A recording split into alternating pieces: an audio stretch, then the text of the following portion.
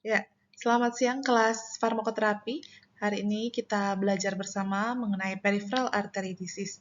Jadi ini juga satu rangkaian atau kesatuan dari penyakit jantung dan kardiovaskular, ya, termasuk penyakit atau gangguan pada pembuluh darah arteri. Ya, kemampuan akhir yang diharapkan setelah Anda selesai belajar peripheral artery disease untuk farmakoterapinya adalah tentunya Anda menguasai terapi obat ya dari penyakit arteri perifer atau peripheral artery disease dan seperti apa tata laksana terapinya. Jadi apa saja obatnya, lalu mana yang diberikan duluan. Ada juga terapi non-farmakologi yang nanti mengiringi atau bersamaan dengan terapi farmakologi. Jadi semuanya akan dipelajari di sini. Dan Ibu menggunakan dua referensi. Yang pertama itu dari ACCAH, dua-duanya dari ACCAH ya, tetapi yang pertama dari tahun 2016 itu berkaitan dengan panduan tata laksana penyakit arteri perifer pada tungkai bawah, dan juga yang satunya Ibu ambil khusus berkaitan dengan exercise programs atau program latihan fisik pada pasien dengan penyakit arteri perifer. Ini baru dipublikasi Januari 2019. Nanti silakan Anda baca atau bisa download sendiri di Google atau di ACCAH situsnya ya. Baik, kita langsung saja. Ibu-ibu, meskipun kita belum penyakit jantung iskemik, tetapi semoga dari penjelasan Prof. Hart di gagal jantung dan penyakit jantung koroner itu, oh, yang jantung koroner tidak ikut ya? Tidak apa-apa. Tapi intinya kalau peripheral artery disease, konsep sakitnya, patologinya, itu mirip seperti penyakit jantung iskemik. Jadi intinya ada penyumbatan, penyempitan pada pembuluh darah. Jadi dia termasuk di penyakit kardiovaskular. Karena penyakit kardiovaskular itu jantung dan pembuluh darah. Nah, pembuluh darahnya kan bisa di mana-mana ya. Kalau pembuluh darahnya ada di terutama ini pada tungkai, dan penyumbatannya pada pembuluh darah arteri, nah itu baru penyakit arteri perifer. Karena ada juga kalau gangguannya pada vena itu biasanya di VT itu ya, deep vein thrombosis. Ada trombosis yang terbentuk pada pembuluh darah vena. Vena yang lebih dalam. Vena memang lebih ke permukaan kalau pembuluh darah vena, tapi vena yang agak ke dalam lalu ada masalah trombosis itu di VT. Tapi kalau yang ini pada pembuluh darah arterinya. Jadi seperti ini kurang lebihnya ibu-ibu. Di pembuluh darah arteri kita itu adanya aterosklerosis, penumpukan plak atau lemak pada pembuluh darah arteri yang bertahun menahunnya, mulai dari pembentukan sel foam sel busa, lalu dia memadat, mengeras, mengerak juga di dinding pembuluh darah jadi menebal. Sehingga darah yang harusnya melewati diameter sekian, makin lama makin sulit, sehingga yang lolos hanya sedikit. Nah, tertahannya di sini ini yang nanti menyebabkan berbagai macam manifestasi klinis, begitu kurang lebih. Ini gambarannya, ya. Dia di pembuluh darah, arteri selalu lebih dalam dari vena, jadi kita tidak bisa lihat dari luar. Nanti beda lagi dengan varises dan lain-lainnya. Ini contohnya kalau yang di betis, ya. Beberapa faktor risiko dan lokasi penyakit arteri perifer ini dapat kita lihat pada gambar ini. Nah, ini gambar pembuluh jantung dan pembuluh darahnya mulai dari kepala sampai kaki. Kira-kira arteri di mana saja atau bagian organ mana saja yang bisa mengalami penyakit arteri perifer? Namanya kalau perifer berarti kita tidak di selain pusat begitu ya. Perifer itu yang di ujung-ujung, di samping, di ujung-ujung. Ternyata di sini bukan hanya pada kaki, memang mayoritas nanti tingkat kejadiannya tuh paling tinggi pada tungkai bawah, mulai dari paha ke bawah. Tetapi bisa juga ternyata pada arteri di ginjal. Jadi penyakit arteri perifer bisa mengganggu atau menyumbat di area arteri ginjal, bisa juga di aorta perut. Jadi aorta abdominal, aorta itu pembuluh darah arteri yang paling besar. Nah, dia yang lewat di area perut ini juga bisa mengalami sumbatan, tapi tidak banyak kasus yang seperti itu. Bisa juga di arteri iliak. Itu pembuluh darah yang ada di usus ya, ibu-ibu ya. Bagian usus halus itu kan ada 3. Yang bagian menurun ileum itu ada pembuluh darah arteri iliak. Bisa juga mengalami penyumbatan di situ, tapi tidak banyak juga. Yang paling banyak dan paling lazim mayoritas itu pada tungkai bawah. Nah, ini sudah mulai dari paha ya, Ini arteri femoral, tulang paha femur. Arterinya di paha itu juga bisa mengalami penyumbatan. Kemudian ini yang popliteal di dekat lutut. Kemudian di bagian betis itu bisa yang di bagian tibial anterior atau tibial posterior. Jadi bagian depan atau belakang tulang kering itu juga bisa. Arteri-arterinya mengalami penyumbatan seperti itu. Ini juga peroneal arteri juga di bagian betis. Nah, kalau dia punya pola ibu-ibu, jadi dia untuk penyakit arteri perifer ini dia ada pola bentuk penyumbatannya atau area penyumbatannya. Seperti ini. Oh, sebentar. Semoga kelihatannya. Yang paling kiri saya ini ada faktor risikonya. Nah, ada usia yang pertama. Jadi memang betul usia menjadi faktor risiko penyakit arteri perifer. Semakin menua usianya atau semakin lanjut, risikonya meningkat. Begitu. Makanya jarang kita temukan pasien-pasien penyakit arteri perifer usianya 20-an. Jarang sekali. Kecuali ada obesitas dan punya masalah gangguan jantung, itu mungkin ya. Tetapi biasanya di atas usia 50-an baru mengalami ini. Dan polanya, lokasi kejadiannya, lokasi PAD-nya itu kalau berdasarkan usia dia segitiga ke bawah, segitiga normal gitu sama kaki. Jadi semakin banyak itu yang area betis. Di arteri tibial yang posterior atau anterior ataupun arteri peroneal di bawah sini. Jarang ada yang di paha. Itu kalau memang faktor risikonya hanya usia. Jadi semakin ke bawah. Karena memang kita tahu semakin ke bawah, pembuluh darah arteri ini membawa darah semakin jauh makanan ya, oksigen dan nutrisi makanan ke area tubuh. Jadi waktu vena baliknya juga susah. Ada gaya gravitasi bumi. Jadi semakin ke bawah semakin banyak lokasi terjadi PAD. Ini kalau usia. Nah, beda lagi kalau jenis kelamin, gender, ya. Pria itu lebih tinggi risikonya. Jadi yang bapak-bapak, opa-opa itu punya risiko PAD lebih besar daripada oma-oma. Dan kalau gambar polanya atau lokasinya seperti ini, dia tinggi atau banyak di bagian paha, jadi di arteri femoralnya banyak, yang bagian lutut jarang, lalu nanti bagian betis lagi banyak lagi. Jadi dia modelnya seperti apa nih, jam pasir, begitu. Kemudian, jadi kalau sudah lansia, opa-opa lagi ya, berarti meratalah dari paha juga iya, betis juga bisa. Begitu. Kemudian, nah, kalau ternyata opa-opanya tadi itu punya diabetes, meningkat lagi risikonya.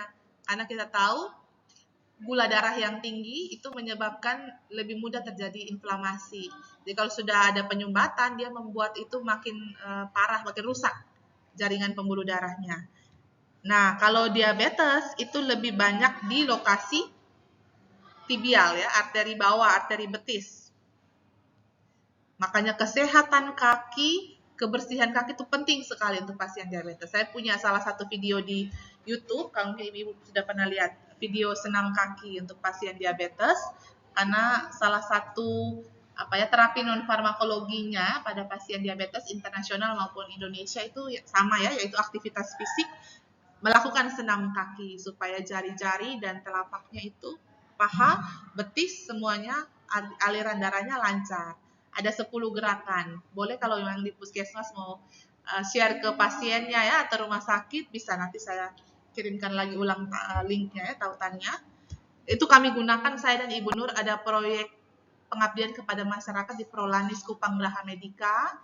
Pendanaannya dari Yayasan Nasional. Jadi kami buat videonya, kami buat saya dan Ibu Nur itu buat lembar balik media edukasi kayak kalender kalau Kemenkes punya itu yang besar tentang terapi non farmakologi diabetes, dan kami sedang menguruskan hak atas kekayaan intelektual.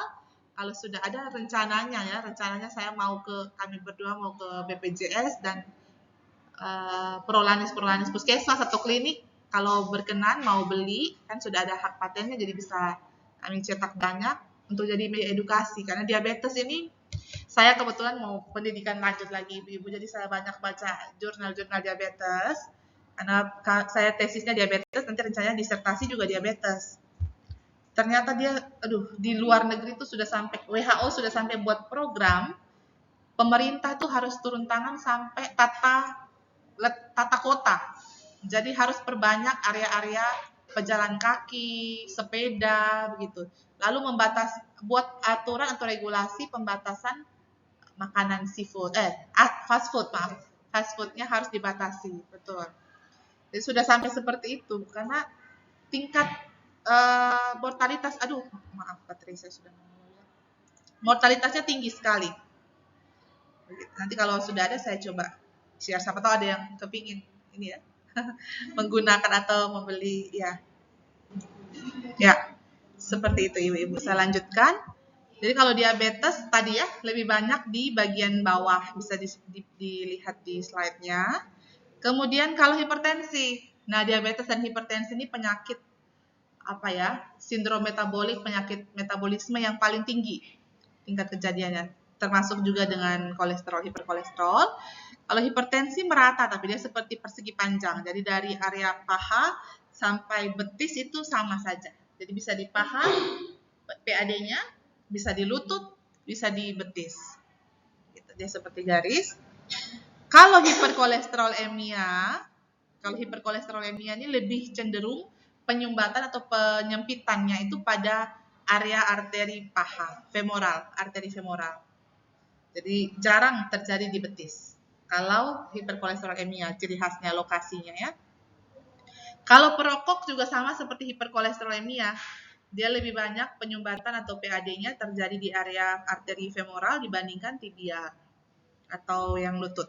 Begitu. Tapi kalau seorang lansia punya semua, ya berarti risikonya ya merata ya, bahkan bisa kanan kiri. Ada juga pasien yang seperti itu, kanannya juga penyakit arteri perifer, kirinya juga ada penyumbatan. Itu susah sekali. Begitu. Baik, kita lanjutkan. Sebenarnya saya tidak berikan ini, tapi karena ini slide materinya juga saya ajarkan ke yang reguler, mereka belum terlalu banyak mengenal istilah-istilah. Ini istilahnya saya ambil tabel 2 ini, saya ambil dari jurnal ibu-ibu, jurnal yang saya kirimkan tadi dari ACCAH. Kalau di rumah sakit mungkin sudah terbiasa mendengar, kalau puskesmas saya kurang tahu angka kejadiannya bagaimana, tapi mungkin sebagian sudah pernah dengar ya istilahnya claudicatio. Ini yang paling sering kalau kita bicara PAD atau penyakit arteri perifer, istilah medis si claudicatio ini yang muncul nanti. Dia maksudnya itu adalah rasa tidak nyaman, nyeri, rasa tidak nyaman, rasa lemah juga ya, bisa juga pada pembuluh darah di kaki, di otot bawah, tungkai bawah, kaki bawah ya, yang diinduksi biasanya muncul kalau dirangsang atau dimulai dengan aktivitas fisik. Jadi exercise, dan kalau istirahat dia biasanya membaik. Jadi dia hampir sama versinya seperti angina. Kalau di jantung angina, kalau ada aktivitas fisik kita nyeri, mengganggu. Kalau pada kakinya dia istilahnya claudicatio. Begitu. Rasa tidak nyaman, rasa nyeri karena itu ada penyumbatan tadi pada area kaki. Ini bisa juga sambil screening ya, kalau kita, tapi kalau wanita jarang. Ada juga, tapi lebih banyak pada pria. Bisa di screening ke orang tua atau suami nanti mungkin, ya. Karena sekarang pola makan ini sudah bergeser ya. Pasien diabetes dulu screening dan apa istilahnya ya, pemeriksaan rutin tuh mulai dari usia 40, sekarang 25 diturunkannya. Karena pola hidup kita sudah kurang bagus. Kalau ALI itu acute limb ischemia. Jadi iskemi, penyumbatan lalu menyebabkan kematian jaringan seperti itu di area tungkai ya, kaki.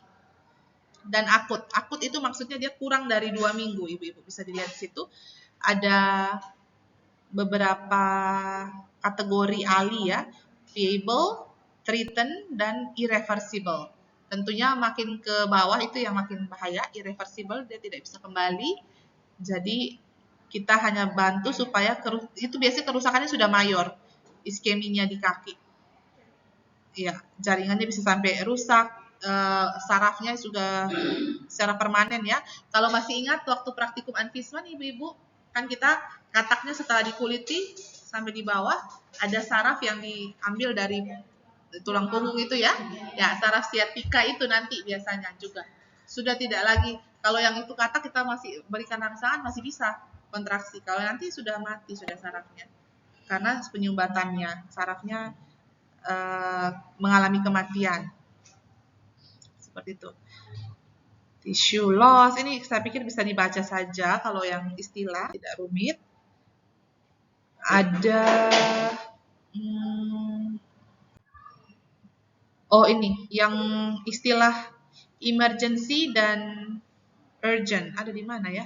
Oh iya, di sini. Yang slide ke berapa? Slide ke-7 ya? Ya. Itu juga bisa dilihat.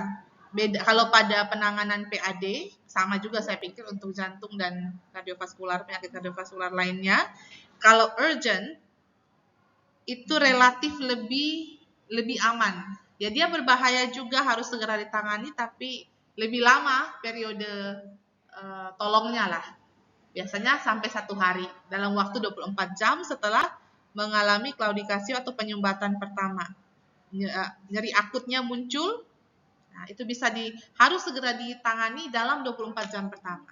Tapi kalau emergency, itu dalam 6 jam pertama harus langsung. Dia lebih gawat lagi, lebih darurat lagi, jadi harus segera ditangani. Begitu, perbedaan urgent dan emergency. Ya, jadi ini untuk manifestasi klinis, gambarannya kalau pemeriksaan PAD seperti ini ya. Pada pembuluh darah arteri perifer di kaki, ini yang contohnya yang dari betis ya, yang posterior anterior arteri, ada penampakan yang seperti ini, dia ada pengurangan diameter dinding pembuluh darah arteri, sedangkan kalau yang di sebelah sini itu sumbatan, sehingga darah tidak bisa mengalir dengan baik. Tidak bisa mengalir, ini yang memicu kegawat daruratan pada pasien PAD. Ya, untuk terapi PAD kita bisa lihat ada beberapa golongan obat ya. Tentunya Anda juga harus ingat bahwa PAD ini satu kelompok atau satu rumpun dalam penyakit kardiovaskular, sehingga terapi atau jenis-jenis golongan obat yang diberikan pada pasien dengan sakit jantung itu juga sebagian besar diberikan pada pasien PAD. Yang pertama antiplatelet. Antiplatelet ini fungsi, kalau di bahasa awamnya disebut pengencer darah ya. Jadi intinya dia menyebabkan platelet atau sel-sel darah itu tidak saling berkumpul ya, karena turbulensi mereka bisa saling bertumbukan dan bersatu membentuk trombus ataupun platelet yang menyumbat nanti di dinding pembuluh darah arterinya, sehingga pasien dengan PAD juga mendapatkan terapi antiplatelet. Dan antiplatelet yang diberikan ini ada 2 ya. Kalau Anda belajar di penyakit jantung koroner maupun penyakit jantung iskemik, itu juga sama, ada aspirin dan clopidogrel. Nah, untuk pemberian antiplatelet ini berdasarkan jurnal yang Ibu sertakan sebagai referensi, itu kita lihat dari indeks ankle brachialnya ya. Jadi seperti apa pengukurannya nanti dari dokter yang mengukur ABI atau ABI, ankle brachial index. Kalau kurang dari sama dengan 0,90 itu sudah terbukti manfaatnya besar sekali untuk mencegah stroke ataupun kondisi kematian akibat penyumbatan pada dinding pembuluh darah arteri. Seperti itu. Kalau ABI atau ankle brachial index ini yang normal tuh di atas 1 ya. 1 sampai 1, sekian. Ibu agak lupa, nanti bisa dibaca sendiri. Dosisnya untuk aspirin itu Anda bisa lihat 75 sampai 325 mg per hari. Tentunya biasanya diberikan dari yang 75 atau 80 mg. Nanti tergantung juga dari kondisi masing-masing pasien. Kalau clopidogrel diberikannya per hari 1 tablet ya, 75 mg. Dan untuk menghindari gejala efek samping perih atau meningkatkan asam lambung, itu ada penelitian yang meneliti waktu minum obatnya yang terbaik adalah pada siang hari. Jadi ini bisa disarankan ke pasien yang minum obat clopidogrel, jadi minumnya pada siang hari.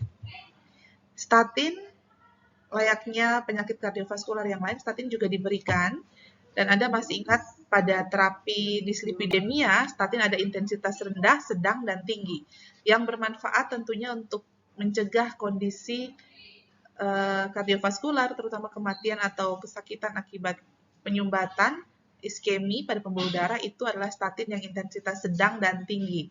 Jadi silakan dicek lagi pada materi dislipidemia berapa dosisnya. Kemudian yang antihipertensi, kalau pasien PAD-nya ternyata faktor risikonya adalah hipertensi, tadi di awal saya sudah jelaskan berkaitan dengan faktor risiko dan lokasi PAD ya. Dan pasien hipertensi itu sangat rentan mengalami peripheral artery disease kalau juga sudah mengalami komplikasi ke jantung gitu.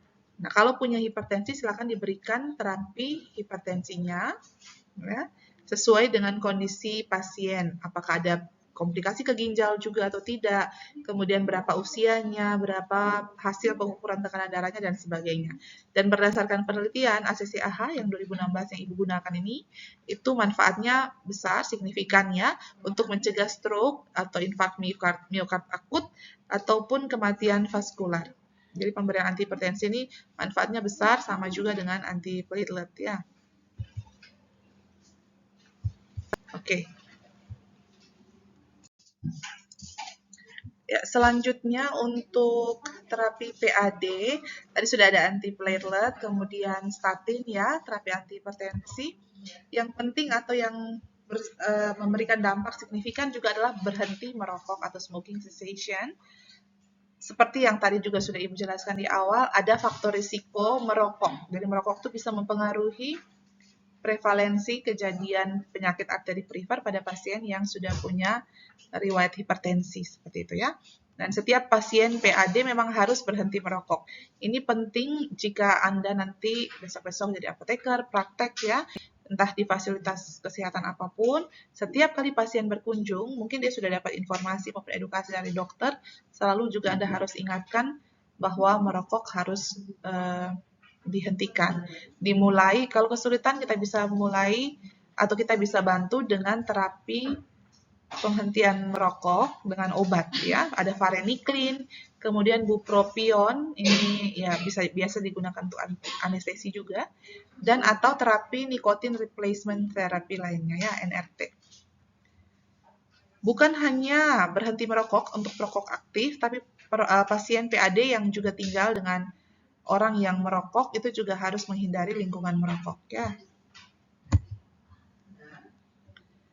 Kemudian untuk riwayat diabetes, jika pasien PAD juga punya risiko diabetes mellitus atau faktor risiko diabetes, maka terapi untuk diabetesnya juga harus diberikan. Jadi tata laksana diabetesnya bisa dikomunikasikan dengan dokter maupun profesi kesehatan lain yang merawat pasien. Ya. Ingat karena ini penyakit pada arteri perifer pada kaki ya biasanya, sehingga pasien diabetes semakin ditingkatkan awareness maupun pengetahuannya mengenai kebersihan dan kesehatan kaki. Bisa juga Anda rujuk ke video-video edukasi di channel YouTube Ibu. Ada video senam kaki diabetes yang membantu untuk meningkatkan peredaran darah, juga fleksibilitas pembuluh darah di tungkai bawah ya kaki. Kemudian ini salah satu terapi yang juga menjadi poin penting pada terapi PAD adalah silostazol. Jadi silostazol ini adalah golongan vasodilator, dia inhibitor fosfodiesterase. Ya, kalau nama patennya yang paling pertama inovator itu Pletaal. Jadi silostazol ada 50 mg, ada 100 mg. Dan dia sangat bermanfaat pada pasien PAD.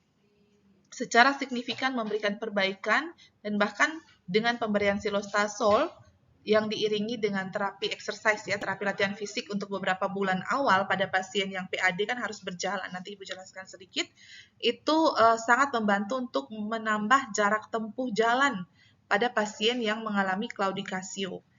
Jadi terapi latihan fisik atau exercise therapy pada pasien PAD itu mereka ya mungkin gini ya, jadi mereka kontrol ke fasilitas kesehatan, nanti di situ dokter maupun tenaga kesehatan yang lain, tim profesi kesehatannya bisa saling diskusi melihat perkembangan, kemudian nanti diatur, oh pasien dengan kondisi seperti ini, ABI atau ankle brachial indexnya begini, maka dibutuhkan terapi berjalan sekian meter atau sekian kilometer dengan waktu sekian, kecepatan sekian, jarak tempuh bagaimana. Jadi dia akan menggunakan treadmill biasanya, diatur, sehingga biasanya juga 30 menit ya, 30 menit 3 kali 1 minggu. Nanti setelah 3 atau 6 bulan dikontrol atau dipantau lagi apakah perlu ditambah atau dikurangi, disesuaikan dengan perkembangan dari kondisi klinis pasien tersebut. Untuk berkaitan dengan terapi aktivitas fisiknya, latihan fisik atau exercise-nya, saya minta Anda baca sendiri dari rujukan atau referensi kedua yang tadi Ibu gunakan ya. Penurun kadar homocysteine. Jadi homocysteine ini dia semacam asam amino, termasuk asam amino yang berperan pada pencegahan atau penurunan terjadinya infark atau serangan gitu ya. Kalau pada pasien yang stroke atau punya masalah jantung ya, kardiovaskular kan ada stroke, ada jantung dan juga penyakit pada pembuluh darah perifer. Kalau pada pasien yang dengan riwayat jantung itu memang ada manfaat diberikan terapi penurun homocysteine, itu menurun juga risiko terjadi stroke ataupun serangan jantung. Tapi pada pasien PAD ternyata setelah diteliti, diikuti secara klinis tidak ada manfaatnya dan tidak disarankan juga pemberian vitamin B12. Jadi vitamin B12 ini, suplementasi vitamin B12 itu biasanya diberikan untuk membantu menurunkan kadar homocysteine darah gitu ya. Yang mana kalau pasien jantung dan stroke tadi memang menurun risiko serangannya, tetapi kalau pasien PAD tidak terbukti, dia tidak perlu diberikan. Kemudian berdasarkan ACC/AHA yang tahun 2016 yang tadi Ibu jadikan referensi, ternyata pasien PAD juga disarankan untuk rutin menerima atau mendapatkan vaksin influenza. Ini kalau di Indonesia tidak terbiasa ya, kita karena sudah kebal, sudah sering sekali mengalami flu, jadi tidak perlu menerima atau mendapatkan vaksin influenza. Tapi kalau di Amerika itu sering menjadi salah satu vaksin yang rutin diberikan. Alasan kenapa pasien PAD mendapatkan terapi atau mendapatkan vaksinasi influenza bisa Anda baca sendiri dari sumber pustaka yang Ibu gunakan ya. Oke. Baik, slide-nya sudah selesai, sudah habis juga materinya. Untuk tugas, nanti saya minta Anda supaya bisa membuat semacam kesimpulan atau resume dari terapi aktivitas fisik. Untuk exercise terapi pada pasien peripheral artery disease, Anda bisa rujuk baca dari referensi yang saya gunakan yang dari 2019 ya, dari ACC/AHA. Atau kalau mau ambil dari pustaka lain yang mungkin lebih jelas bagi Anda juga silakan. Nanti dikumpulkan lewat seksi penanggung jawab. Mungkin itu saja, kalau ada pertanyaan silakan. Terima kasih dan selamat siang.